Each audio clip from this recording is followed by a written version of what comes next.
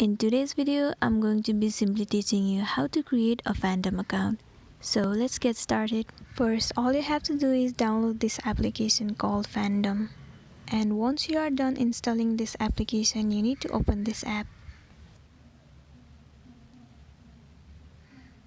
Here, you'll be directed to your home page or sign-in page. As you want to create an account, you need to tap on register with email. And once you are done entering your email, you need to tap on next. Then you need to add one username that you prefer. And once you are done, you need to click on next. Then you need to set one password for your account.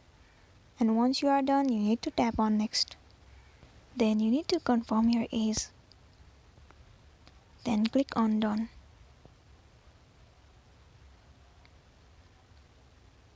Your account has been created successfully. Then you'll be given some of the topic as a recommendation to follow. Well, I'm gonna follow some of these topics. And once you are done choosing the topics, you need to click on done on top right corner. Now you'll be landing on the home page of your fandom account. Now you can click on your profile on top right corner. Here you'll get to see your account that you have just created. Well, this is how you can create your fandom account. I hope this video was useful for you. Thank you for watching and have a great day.